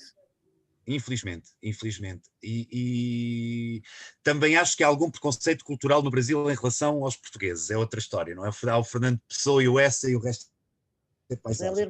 Acho que os conhecemos mal, fazemos pouco intercâmbio, devíamos fazer mais. Irrita-me um pouco, eu não tenho particular simpatia por este acordo ortográfico e muitas insuficiências que ele nos traz. Exemplos muito práticos, o caos na aplicação do IFAN, a queda do acento em, por exemplo, para pensar faz muita confusão, a queda da consoante muda, sinceramente, a língua é evolutiva, eu acho que os brasileiros encaram isso de uma maneira até mais, talvez pela proximidade com a América e pelo próprio swag, chamemos-lhe assim, do português do Brasil, eles têm mais propensão para integrar rapidamente certos vocábulos e para os transfigurar criativamente do que nós. Tenho alguma pena de ver que algum discurso anti-acordo ortográfico advém de uma certa sobranceria intelectual e até de um bocadinho de xenofobia que me desagrada. Mas, dito isto, não resolvemos os problemas todos, já não temos o problema da acentuação em ideia, por exemplo, já não temos a questão do trema, mas continuamos a ter uma série de duplas grafias que complicam muito, o úmido, com H, sem H, como é que vamos fazer? Mas para responder à questão da professora, eu não acho que se deva adulterar ou que se deva mexer o menos possível. Portanto, o que vamos fazer, muito provavelmente, não vamos alterar o texto de Monteiro Lobato, vamos atualizar a ortografia apenas. Vamos ser obrigados, isso é uma solução que eu já discuti um pouco com a Maria Clara, tentar arranjar uma forma criativa e não chata de ir apresentando um glossário para os termos mais regionalistas serem explicados, sem entrarmos na questão das notas de rodapé ou uma coisa muito pesada. Vamos provavelmente na questão das duplas grafias recorrer, eu estou agora a finalizar a revisão, recorrer àquela que é mais característica do português, não é? Fenómeno e não fenômeno, por exemplo, gênio e não gênio, a questão do porque junto ou separado, portanto, sim, nessas questões vamos mexer, mas são mesmo questões de ortografia, portanto, e valendo-nos sempre da existência de uma variante, portanto, da dupla grafia que é aceite pelo acordo e sem fazer nenhum tipo de ajuste vocabular ou o que quer que seja. Portanto, É só mesmo na grafia. Uma intervenção muito ponderada e muito cuidadosa e alguma mexida em pontuação que tem a ver com questões de época, como por exemplo haver travessões a servirem de parênteses no meio de diálogos e isso gera alguma, portanto podemos transformar em 2 pontos ou em vírgula para uma apresentação mais contemporânea do texto. Mas é Monteiro Lobato, em português do Brasil, que os leitores portugueses vão ler. Fantástico. Obrigada. Desculpa o introito, mas era preciso explicar, porque claro, claro, a questão é mesmo essa, acho que sim, para percebermos porquê e como. Muito bem. Pronto, agora eu aqui não tenho para dizer. Não, desculpa, Luísa. Diz. Não, ia perguntar se vai ser ilustrado o livro. Não tenho. A Maria Clara falou connosco sobre essa questão, pronto, e foi muito sincera e disse-nos logo, ela não é uma ilustradora. Aquilo que eu lhe pedi, se isso fosse possível, é que tentássemos de alguma maneira abordar se calhar algum aspecto de ilustração em termos de design ou em termos de marcas para a abertura dos capítulos, ou seja, ela não sair daquilo que fazer. Aliás, uma das coisas que nos fez queremos trabalhar com ela é que este de facto é um projeto onde faz muito sentido haver uma consciência da história do design, não é? Nós só percebemos realmente uma coisa quando lhe conhecemos a história e nesse aspecto nota-se, claro, uma preocupação de fazer essa pesquisa e de trazer essa discussão para o trabalho nesta edição. Ela mostrou-nos um portfólio que me deixou otimista quanto à possibilidade de explorarmos um pouco a ilustração, mas isso é uma coisa que nós vamos pensar estes livros mais em termos de design e deixar convidar a Maria Clara a explorar alguns aspectos de ilustração, algumas cenas que ela acha que possa conseguir ilustrar, mas vamos deixá-la ir até onde ela entender que é seguro para ela e para a coerência do trabalho ela ir. Eu gostava que houvesse apontamentos, pelo menos, mas isso vai ficar nas mãos dela, não vou exigir-lhe, porque está claramente fora do âmbito daquilo que ela nos propôs. Ok, muito bem. Já agora, a professora Catarina Leitão, professora do desenho e do papel, quer-nos dar aqui fazer algum comentário à Maria Clara? Não, estou muito curiosa por ver os resultados, parece-me um projeto muito interessante. não vejo que ela não seja ilustradora, mas pronto. Eu acho que é um excesso de pudor também, mas pronto. Acho que deve ser. Vamos deixá-la fazer o percurso dela. Mas pronto, desejo-vos um bom trabalho. Muito obrigado, professora. Obrigada. Já uma coisa que me parece importante para este projeto e que também tem muito a ver com o espírito da editora. Nós, curiosamente, temos sido apontados muitas vezes como um caso um pouco paradoxal de quem trabalha livros infantis que são muitas vezes, eles são sempre destinados aos pais, mas no nosso caso particular isso verifica-se com muita veemência pelos autores que trabalhamos, e percebemos que realmente são livros infanto-juvenis com os quais é o público adulto, em primeira instância, que estabelece uma relação especial. E no caso do Sítio do Pica-Pau Amarelo, isso vai ser especialmente verdade, porque aquilo que vamos verificar quase de certeza são as pessoas da minha idade que vão de alguma maneira tentar impingir isso aos filhos, impingir entre aspas, portanto, e eu vi esta série quando era miúdo e tal, portanto vai haver ali uma coisa de ser muito, mais ainda do que é normal, o adulto, o agente de ligação entre o livro e a criança, e penso que nesse aspecto, não só, eu ponho sobretudo o enfoque na pesquisa histórica, porque acho que é importante perceber a evolução gráfica da obra do Monteiro Lobato ao longo do tempo, porque ele esteve sempre muito envolvido nisso. E estas últimas edições da Globo, por acaso, fazem uma recuperação integral das ilustrações antigas, pronto, que resulta aqui às vezes em alguma desarmonia, mas estão bem conseguidas. Como é que nós vamos conseguir fazer isto com uma certa identidade, com uma certa coerência, falar com esse público, tornar apelativo simultaneamente à criança, mas começando por chamar a atenção aos pais, mas também por outro lado mostrar nesse trabalho e nessa forma de apresentar o Monteiro Lobato ao público português um certo trabalho de pesquisa histórica que o Monteiro Lobato não só justifica, como eu acho mesmo que precisa. E pronto, acho que isso vai obrigar a Maria Clara a tocar aqui uma série de instrumentos, também estou muito curioso para perceber como é que vai ser. Muito bem, fico muito contente aqui com este projeto.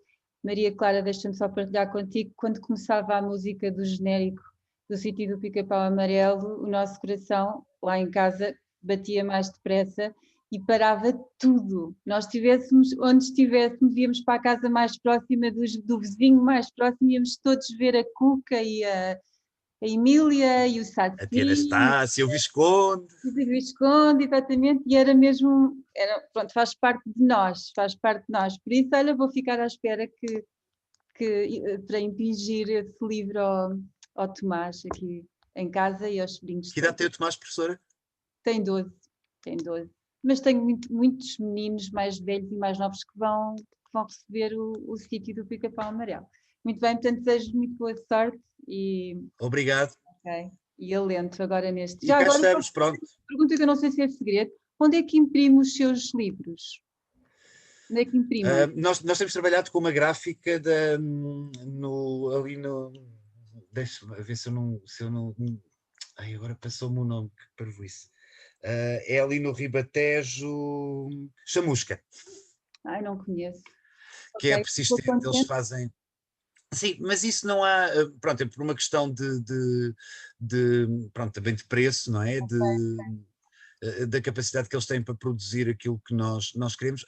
Isso agora vai mudar um bocadinho, porque nós, por exemplo, relativamente a esta questão do Monteiro Lobato, isso depois é outra questão que vamos ter de ver, que tem a ver com a cor, como é que vamos explorar a questão da cor, tentando usar sobretudo as escalas de cinza, fazer um uso limitado da cor por uma questão de custos, porque vamos trabalhar isto com tiragens mais pequenas e provavelmente vamos ponderar a impressão do miolo em impressão digital, e isso vai nos levar aqui a repensar um bocadinho a cadeia de produção, porque as gráficas que trabalham com digital depois também são questões que nós depois temos que ir vendo ao longo do desenvolvimento do projeto. Mas... Ok, muito bem. Muito obrigada, Vladimir, pela sua presença aqui connosco. Obrigada, Maria Clara. Obrigada a vocês. Obrigada, Vladimir, por ter Obrigado a todos. Clara, qualquer coisa, estamos sempre aqui, ok? Tá bom, a gente vai se falando. Bom trabalho. Obrigada.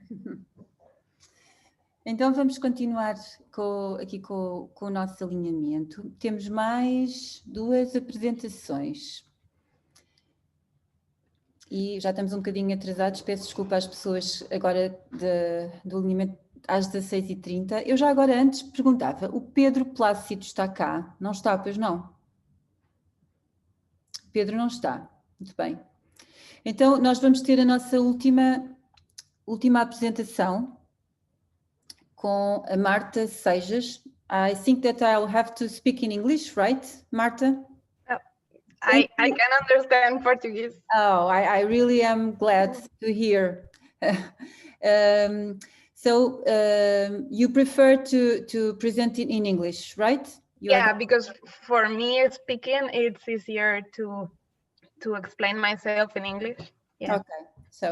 Okay. So Marta Seijas is going to present her intentions. And the title is How Do We Portray Women in Political Propaganda? The representation of the female roles in the Spanish political poster. Her mentor is Professora Célia Ferreira, which I now ask her to be with us. Olá, outra vez, olá de novo. And Marta is in the group of culture. So please, start your presentation. Okay.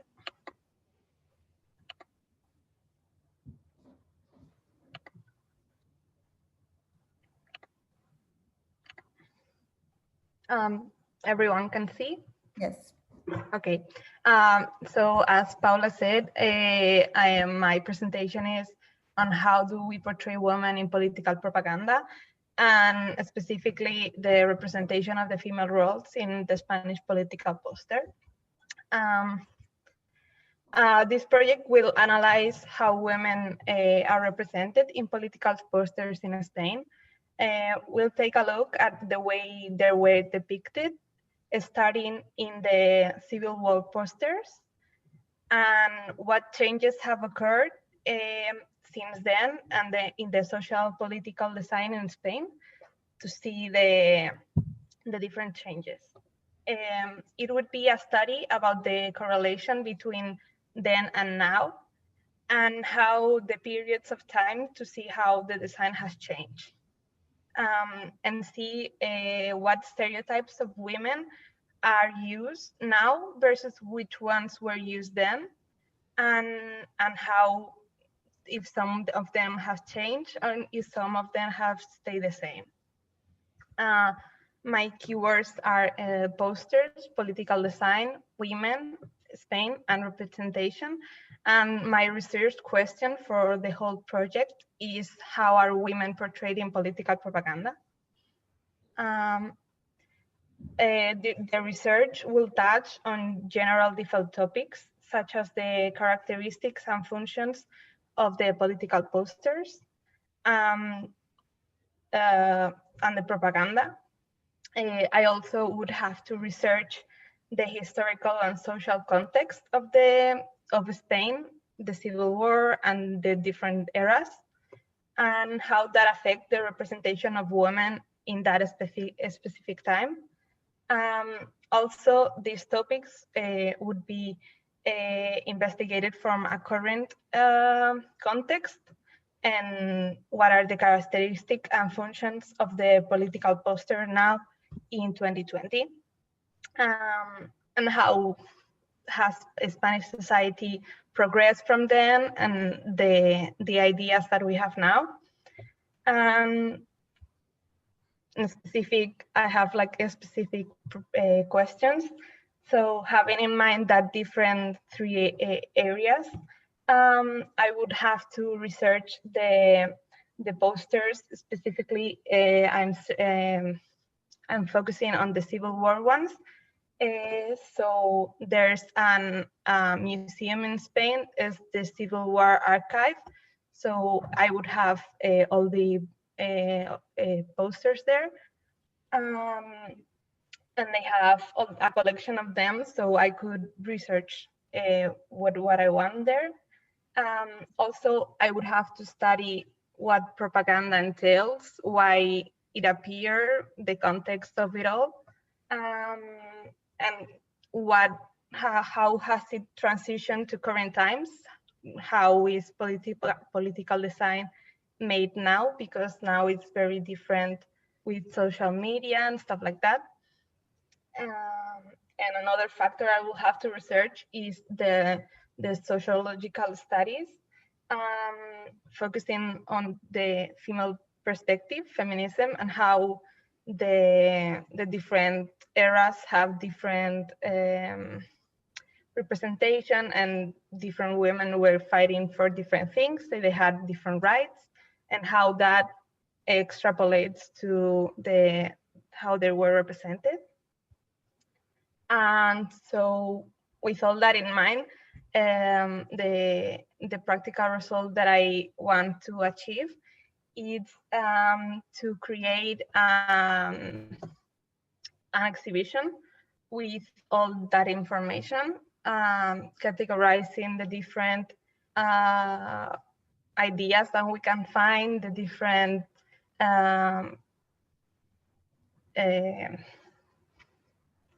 I'm blanking, sorry. Or something. Yeah, no, the different depictions that women have. So I will create different categories. Categories was the word. So yeah, and with those different categories, create an exhibition to show what I can find. Mm-hmm. Yeah, thank you. Okay, it's very interesting. Okay, thank you very much, Marta. So before Célia Ferreira, Luísa Barreto, would you like to say something? Are you not there? No. Professora Catarina Leitão, would you like to say something to Marta? No, it sounds very ambitious and interesting, actually. So the outcome will be an exhibition, and I'm just curious how you're going to organize that. What it seems to be almost different stereotypes in different times, right? Like how do you? Because for now it seems like the structure is still very loose, which is normal. It's the beginning, but I also would be curious to see how. Yeah, right now I'm mostly researching all of them to see all the categories that will present, and then maybe create the. Yeah, I'm not in that part yet. Because I'm sure there's a lot of material, and it started in Civil War up to now, but you also have all these, and you're talking about broadly about Spain. You also have the different regions with their different conflicts and different cultures or subcultures. No? Yeah, but I'm focusing on like general Spain, because there's a lot of different communities with different. So yeah, I'm thinking that a broad spectrum of like Spain in general. But Spain, only Spain. For now, I think, yeah, I don't know if maybe I will use different examples from other cultures, but I think that it would be a lot to have from other places. But I'm not sure everything can change. Ok. Eu vou falar em português porque o meu inglês é muito mau. Eu falei com a Marta e tivemos aqui a ver o projeto de pesquisa dela. O projeto de pesquisa da Marta é muito interessante, ainda está um pouco numa fase preliminar. A Marta está a fazer uma pesquisa e um levantamento, acho que é por aí que se deve começar. Ela tem bastante material da Guerra Civil Espanhola. Eu acho que ela escolheu muito bem um momento inicial para pensar essa questão da representação feminina, porque há nos pósteres claramente ali uma dicotomia entre aquilo que é o papel da mulher mais tradicional, defendido pelos nacionalistas, e uma posição mais interventiva e ativista defendida pelos republicanos. E eu acho que essa dicotomia provavelmente vai servir à Marta para chegar até à contemporaneidade. Essa ideia da representação da mulher como num papel passivo versus a necessidade da ativação ou a ideia da mobilização feminista. A ideia da mobilização feminina é uma ideia muito importante, tem uma vertente contemporânea muito rica também em Espanha e sobretudo ligada aos movimentos, aos últimos movimentos e espanhóis, e portanto acho que ela tem material suficiente. Há aqui algumas questões que são importantes e que são difíceis de trabalhar, porque não há muita bibliografia especializada, sobretudo em Portugal. Há muitas coisas nos Estados Unidos que começam a aparecer, em Portugal e na Europa ainda não há muita coisa sobre essa ideia das mulheres e o design. Na verdade, eu acho que este pode ser um bom contributo para pensar a relação entre as mulheres e o design. E aquilo que me parece também importante é que no caso português não há muitas referências e talvez o trabalho da Marta até nos ajude aqui a pensar uma linha de investigação, ou uma possibilidade de investigar essa relação entre a mulher e o design. A Marta interessa-se, não sabe ainda muito bem como é que vai trabalhar essa relação. Há algumas designers, mas muito trabalho que é feito historicamente é um trabalho muito anónimo e feito por homens, obviamente, e portanto há também aqui toda uma compreensão do contexto que a Marta ainda vai precisar de desenvolver, mas parece-me que é um projeto interessante e penso que ela faz bem em tentar delimitar um pouco geograficamente e historicamente, porque há muito material e não há assim tanto trabalho realizado, acho eu, sobre a questão. De resto, depois há questões aqui que eu acho que são questões que a Marta pode trabalhar mesmo do ponto de vista formal e numa análise formal do design, e talvez isso também ajude a pensar depois algumas questões relacionadas com a dimensão prática do projeto, que a Marta ainda não sabe muito bem o que é que vai ser, se vai ser uma exposição física, se vai ser um objeto online, o que é que vai ser, penso eu que é ainda um trabalho que a Marta está a tentar também ir pensando, e as duas coisas eu acho que vão correr em simultâneo, como tem que ser, não é? Não podemos deixar o trabalho prático para o final. E é isso, eu acho que neste momento estamos numa fase inicial. Mas acho que vai correr bem, acho que é um projeto muito interessante e que pode ser um projeto interessante também aqui para a escola e para os investigadores aqui da escola. Obrigada, Marta. Não te estamos a ouvir. Ok, pronto, eu estou sempre... É porque eu estou com obras aqui à frente e ouço sempre uma rebarbadora e então vou tirando o som para vocês não terem que estar a ouvir o senhor a cortar pedra. Mas, pronto, eu não sei se a Marta quer perguntar alguma coisa, ou mais algum colega. Eu não tenho perguntado aos colegas se querem fazer alguma pergunta, porque normalmente estou sempre aqui a olhar para o relógio para não nos atrasarmos muito de umas apresentações para outras. Mas... Não sei se a Luísa vai orientar a Marta comigo e não sei se a Luísa quer dizer alguma coisa. A Luísa está neste momento está numa reunião de coordenadores na escola, portanto ela tentou ainda estar aqui entre uma e outra, mas neste momento disse-me que já não consigo mesmo estar, por isso ela infelizmente já não consegue fazer nenhum comentário. Marta, tens mais alguma... Obrigada por você. Você. Então desejo-te também ânimo agora para continuar a investigação. Pronto, e nós tínhamos ainda mais uma apresentação do Pedro, mas o Pedro não está, tem que ver o que é feito dele. Pronto, de minha parte tenho a agradecer a presença de todos. Eu, entretanto, entrarei em contacto com os alunos e quero agradecer. Fico muito contente com estes 2 dias de seminário, acho que foram muito enriquecedores para toda a gente. E pronto, e agradecer por estes dias felizes. Desculpem a máscara, mas estou na escola e...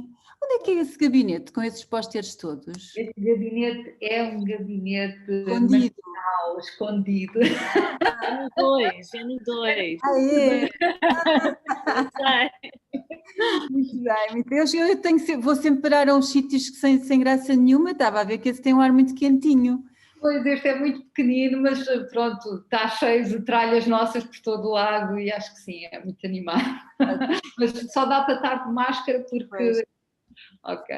Ok. Bem, Obrigada então. Então, até breve a todos. até breve. Vemos na Deus, terça-feira até na exposição. Pois é, terça-feira na exposição. Vamos lá. Então, vá, combinado, combinado. Então vá, obrigada a todos. Obrigada. Tchau, tchau. Boa tarde, professora. Boa tarde. Boa tarde. Pronto, nós em relação aqui aos alunos, queria só dizer mais uma coisa. Eu no Moodle vou tentar disponibilizar... Oi, deixem-me só aqui desligar. No Moodle vou tentar disponibilizar estas sessões em vídeo, que eu não sei como é que vou retirar isto aqui, mas vou tentar ver. Em princípio, se for, eu só consigo fazer upload de ficheiros até 100 megas, não sei quão reduzido é que Zoom faz os vídeos, mas tentarei lá colocar, se alguém quiser... Professora, só acho que também para facilitar assim o seu trabalho, o que a professora neste caso poderia experimentar era fazer vídeos unlisted, ou seja, sem listagem no YouTube, e depois colocar um link. Ok. Não estou a querer criticar nem nada, é só uma... Não, eu não sei como é que isso se faz. A questão é como é que isso se faz. Porque o que me disseram foi que estes vídeos só ficam disponíveis durante um mês. É? E depois são apagados. Pronto. Eu não sei. Explicando de forma breve, porque até é bastante fácil, digamos assim, é bastante simples, o YouTube tem simplificado o sistema de upload de vídeos. A professora normalmente tem um botão no canto superior direito que é o Create. Indo esse botão, a partir daí aquilo tem lá uma coisa que diz Upload Video, a professora depois só tem que, neste caso, colocar Unlisted. Eu posso ajudá-la se quiser. Então, mas há uma coisa, isto fica online, acessível a toda a gente? Sim, se ficar... Unlisted significa que... Eu não queria que ficasse, eu queria que a consulta... Sim. Unlisted significa que só as pessoas com acesso ao link é que podem ver o vídeo. Ok. Enquanto que privado, por isso era isto só que eu queria fazer uma pequena divisória, em privado só pessoas que a professora partilha o link é que podem ver, é mais complicado, mas Unlisted só fica para proveito da turma. Ok. Então, mas primeiro eu vou ter que exportar estes vídeos, não é? Ora, pronto, sim, para um formato, por exemplo, FLAC não, mas MP4. MP4, está bem. Então, olha, se calhar se eu não conseguir fazer, eu entro em contacto para pedir ajuda. Claro, a pessoa tem o meu contacto no Facebook, pronto. Mesmo que seja por e-mail, está bem? Também, pode ser. Eu acho que não vou ao Facebook para aí há 2 anos. Tu também há 2, portanto eu nunca vou ao Facebook. Não, eu entendo. Mas o que eu quero dizer é, eu no Moodle vou colocar lá um espaço para vocês colocarem o relatório, mas este relatório pode ser entregue até janeiro. O relatório que eu pedi de análise transdisciplinar também vai ficar até segunda-feira disponível para vocês colocarem lá o vosso ensaio. E também nos sumários está o alinhamento todo do seminário. Portanto, se vocês quiserem ver ou rever qual foi a sequência das apresentações, estão lá nos sumários, quem esteve a que horas e o que foi tratado, muito sinteticamente, porque vai estar lá o título e subtítulo. Provavelmente terá havido alterações de títulos, mas isso também é pouco importante, porque não é sobre isso que vocês farão os vossos ensaios. O que é que eu gostaria? Gostaria também que vocês colocassem as apresentações que fizeram aqui no Moodle. Portanto, eu vou criar uma entrada para um trabalho, também, portanto, vou criar 2 entradas, uma para o ensaio de reflexão sobre o seminário e outro para os vossos trabalhos que vocês apresentaram aqui, exercício 3. Está bem? Alguma dúvida que tenham sobre a sequência do que foram os seminários? Vão ver nos sumários. Os sumários vão ter toda a sequência do que foi aqui apresentado e têm sempre o e-mail para me contactar se houver alguma questão. Eu, de minha parte, queria partilhar convosco que que fiquei muito contente com estes seminários, acho que foi de muito valor e muito enriquecedor para todos, para mim, posso falar pessoalmente, e acho que funcionou muito bem, completamente diferente do que é tradicional fazer, que é a vinda de convidados externos da escola, que vêm, obviamente, influenciar e inspirar os alunos, mas foi muito bom vocês terem esse papel de falar em público, de pensar um bocadinho, não é só o que é que eu vou fazer, é como é que eu vou dizer às pessoas aquilo que eu vou fazer. Isso ajuda-nos a ordenar muito as ideias e a articular muito o pensamento e o discurso.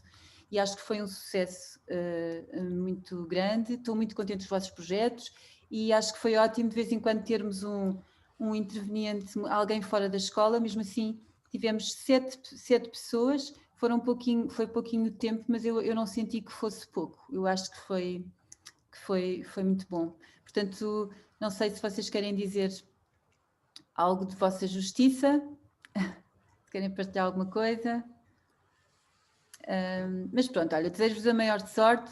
Vão ser tempos agora de introspeção e de trabalho, mas como também estamos no tempo em que estamos, vai ser bom, porque não há assim muitas ofertas lá fora.